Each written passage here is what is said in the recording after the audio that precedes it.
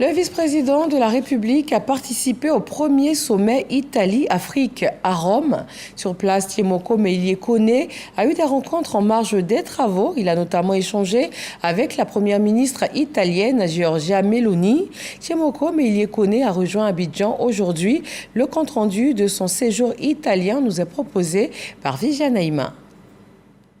Le renforcement des liens de coopération entre l'Italie et la Côte d'Ivoire dans le cadre du plan Mattei, qui est le nouveau plan d'investissement et de partenariat stratégique proposé par l'Italie à l'Afrique, et la question de l'émigration illégale des jeunes Africains vers l'Europe était au cœur des échanges que le vice-président de la République, Thiemoko Meïlie, a eu avec la présidente du Conseil des ministres italien, Giorgia Meloni. La Côte d'Ivoire étant souvent indexée comme étant le pays d'origine de la majorité des migrants illégaux vers l'Europe, le vice-président de la République a saisi l'occasion pour lever l'équivoque et rétablir la vérité. Il a révélé que plus de 80% des jeunes clandestins se déclarant ivoiriens à l'arrivée sur les côtes italiennes ne le sont pas en réalité. Le vice-président de la République a expliqué que la plupart des migrants cherchent à transiter par la Côte d'Ivoire ou se prévalent de la nationalité ivoirienne dans l'espoir de jouir de certaines faveurs en cas de rapatriement.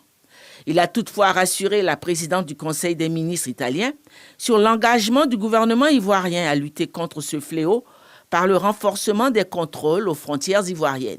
S'agissant des nouvelles perspectives de coopération à travers le plan Mattei pour l'Afrique, le vice-président et la chef du gouvernement italien ont montré une convergence de vues sur la nécessité de densifier les partenariats et les investissements dans les divers secteurs porteurs de l'économie nationale.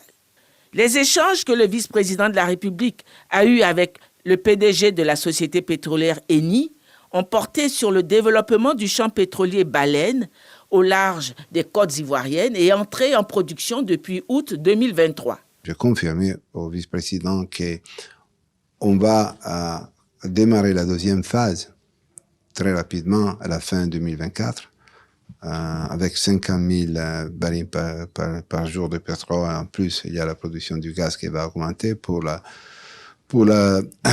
production d'électricité au pays. Donc, c'est vraiment quelque chose qu'on a fait. On a entamé à une vitesse très accélérée et qui continue très bien. On a parlé aussi des activités liées à la réduction de l'émission de les projets. Même, c'est le premier projet qu'on appelle Net Zero, donc avec une compensation, une réduction à zéro des émissions de CO2. C'est le projet Baleine. On a dit avec le vice-président, on est ensemble. Et ensemble, on est en train de progresser et en façon très positive dans un pays très ouvert et très capable d'attirer l'investissement et de travailler avec l'investisseur. Au-delà de l'exploitation pétrolière du champ Baleine, le PDG de la société Eni a présenté au vice-président d'autres projets dans lesquels la société Eni investit en Côte d'Ivoire, notamment la production d'huile végétale à base de biomasse en tenant compte de la préservation du couvert forestier et des terres agricoles.